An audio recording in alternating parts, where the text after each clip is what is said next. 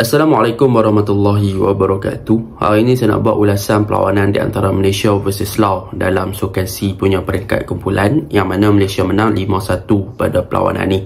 Kalau kita lihat daripada segi performance di first half dan juga second half, memang sedikit berbeza apabila pertukaran yang dilakukan oleh Coach Elvar Hassan ada memberikan sedikit impak yang positif, terutamanya kepada gameplay di second half. Dan kalau kita lihat juga kepada performance yang ditunjukkan oleh kedua-dua pasukan, Laos juga menunjukkan improvement yang sangat baik daripada segi ball possession dan juga mereka punya ball control dan juga build up mereka, yang mana kalau kita lihat daripada segi kawalan bola, Laos lebih suka untuk bermain secara passing dan juga mereka punya passing pun on point dan mereka punya build up pun menarik, dan mereka beberapa kali berjaya untuk mengasak pertahanan pasukan Malaysia dan melakukan beberapa percubaan ke arah gawang pasukan Malaysia.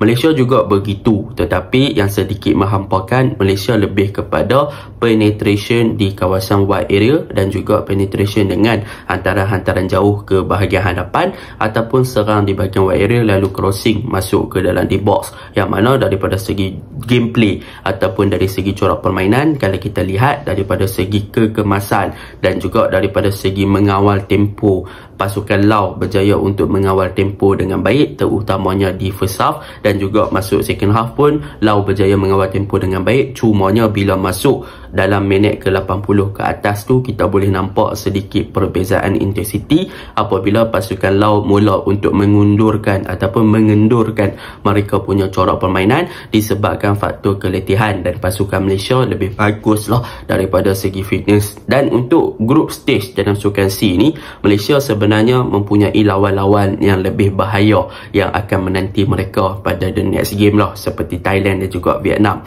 So Malaysia perlu untuk improve mereka punya corak permainan, perlu lagi perkemaskan dan perlu lagi buktikan yang mereka boleh untuk melepasi group stage sekurang-kurangnya dalam saingan Sukan C ini. Baiklah, tanpa membuang masa, mari kita masuk ke dalam ulasan perlawanan.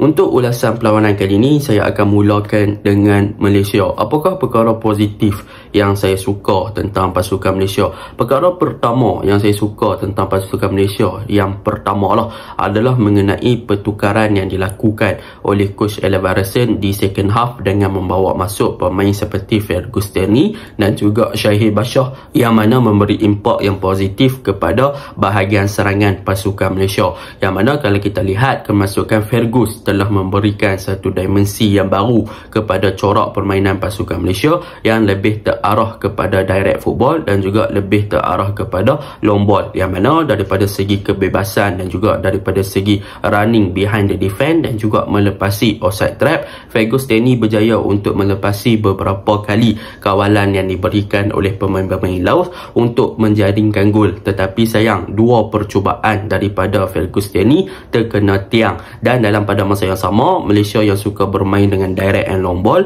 kita juga boleh lihat yang Fergus Tenny mempunyai kawalan bola ataupun hold up play yang lebih bagus untuk kontrol ataupun kawal bola sekiranya hantaran-hantaran jauh dilakukan kepada beliau, sama ada melalui hantaran-hantaran melalui kaki ataupun ketika dalam situasi throw in, yang mana kalau kita lihat daripada satu segi throw in yang dilakukan oleh pasukan Malaysia, hantaran throw in dilakukan kepada Fergus Tenny. Fergus Tenny berjaya untuk hold up the ball dengan sangat baik sebelum dia open kepada Shahid Bashar untuk menyudahkan percubaan tersebut lah. Jadi pertukaran membawa masuk Fergus Tenny dalam taktikal yang diterapkan Coach Elvar Hassan adalah lebih efektif dan juga lebih efisien daripada penggunaan Alif Izwan yang diletakkan sebagai striker untuk bergandingan bersama dengan Hakimi dan juga Darius Sham di first half. Dan kemasukan Shahid Bashar di bahagian tengah ataupun di bahagian kanan juga telah memberikan sedikit harapan yang lebih tinggi kepada pasukan Malaysia untuk melakukan percubaan jarak jauh dan untuk menguasai bola di kawasan half space terutamanya,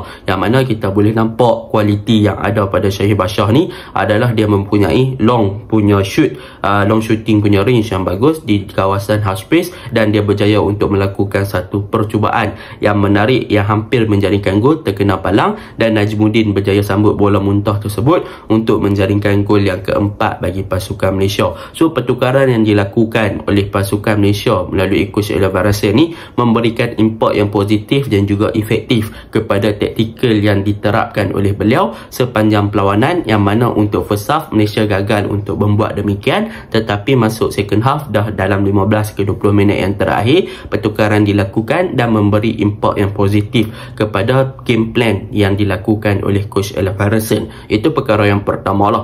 Perkara yang kedua, kalau kita lihat daripada segi distribution ball oleh pasukan Malaysia, banyak meletakkan fokus point di bahagian wide area, iaitu penggunaan daripada wingback Malaysia, yang mana wingback ni kalau kita lihat di first half Malaysia menggunakan penggunaan back 3, iaitu di bahagian bawah kita ada Ubaidillah, kita ada Haris Haikal dan kita ada Azam Azmi yang akan membentuk back 3. Tetapi dalam formation back 3 ini, dalam fasa build up play, Malaysia akan meletakkan Haris Haikal di kiri, Ubaidillah sama ada di kanan ataupun di tengah, dan Azam Azmi yang lebih kepada right centre back lah. So dalam fasa melakukan build up, Azam Azmi banyak untuk berada ataupun masuk inverted kepada posisi number 6 untuk memastikan yang Malaysia ada option untuk melakukan ball progression di bahagian center lah di kawasan padang, dan benda ni membolehkan untuk wingback pasukan Malaysia iaitu Safwan Mazlan dan juga Ruven Tiren untuk naik ke atas untuk cover up bahagian wide area dan memberi support kepada bahagian winger dan juga attacking structure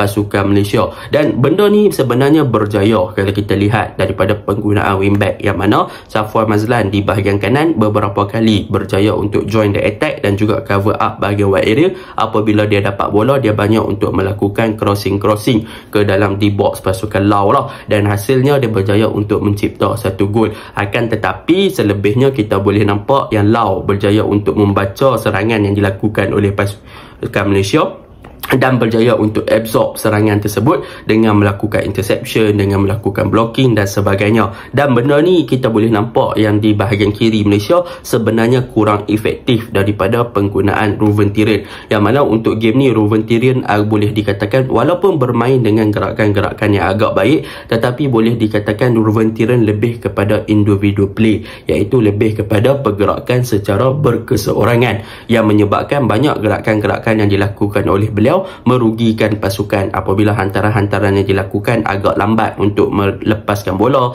berjaya di block, berjaya di intercept, berjaya di tackle dan sebagainya. Dan kita boleh nampak yang Ruven Tiren agak struggle di bahagian kiri daripada segi untuk cover up bahagian wide area dalam penggunaan back 3 dan juga wingback yang dilakukan oleh pasukan Malaysia. Dan Ruven Tiren juga beraksi bukan seperti mana dia beraksi pada game-game yang sebelum ni. Kalau kita lihat pada game-game yang sebelum ni, Ruven Tiren memang sangat efektif dalam penggunaan di bahagian wingback untuk cover up bahagian wide area, tetapi untuk game ni dia seakan-akan kurang menjadilah. Jadi untuk next game mungkin Ruven Tiren boleh cari jalan untuk fix dia punya gameplay dan lebih kepada orang kata apa, untuk sesuaikan diri dengan keadaan secara berpasukan daripada pergerakan secara individu. Itu perkara yang kedua yang kita boleh cerita tentang pasukan Malaysia. Perkara yang ketiga, kalau kita nak cerita tentang pasukan Malaysia, sebenarnya defending structure dan juga goalkeeper pasukan Malaysia iaitu Syed Izahan, mereka ini juga patut diberi pujian. Sebab apa? Sebab mereka berjaya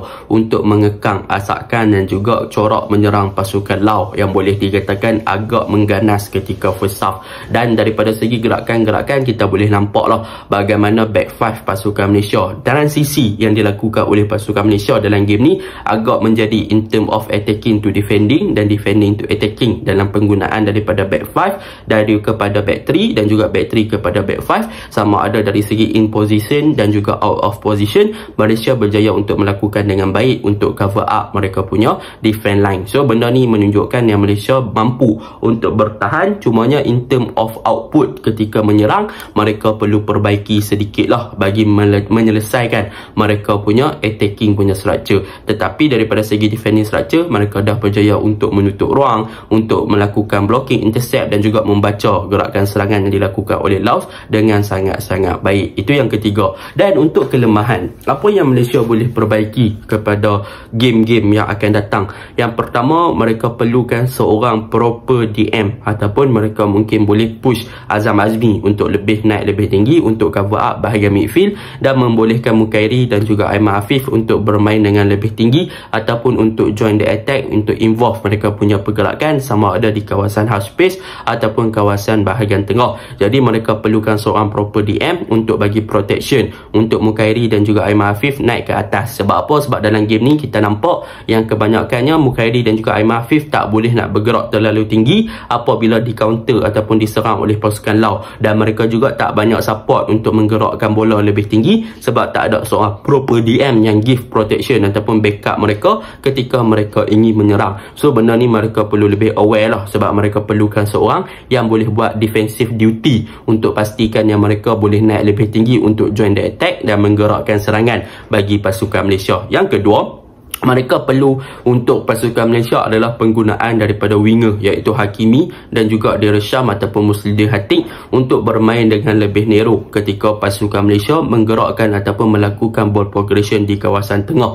Sebab apa? Sebab kita boleh nampak lah apabila pasukan Malaysia melakukan long ball, kebanyakannya mereka lebih kepada individual play. Apabila bola dapat kat Ruben, dapat kat Safar Mazlan, pemain-pemain di bahagian wide area ni kurang mendapat support daripada winger, yang mana wingback ni jarang untuk orang kata apa, bila wingback naik, winger jarang untuk drop deep ataupun connect antara player-player di bahagian wide area ni, yang menyebabkan pemain-pemain wingback ni mereka isolated dan berkeserangan, dan kesudahannya mereka akan cuba untuk memain long ball dan juga hantar bola ke dalam D-box, sebab winger dah masuk ke bahagian attacking ataupun ke dalam D-box pasukan lawan untuk menerima bola sahaja. So kalau mereka boleh connect dengan well dan midfield pun boleh sambung dengan lebih baik, maka Malaysia akan ada lebih banyak option untuk open game menjadi lebih menarik lah. So benda ni yang perlu mereka lebih aware, dan sekiranya mereka ingin terus bermain dengan corak begini, mereka perlukan banyak support daripada bahagian tengah, dan juga bahagian attacking pun perlu lebih untuk stretch dan juga pandai untuk bila mana kena narrowkan the game, dan juga pandai untuk stretch out the game bagi memberi support kepada bahagian attacking.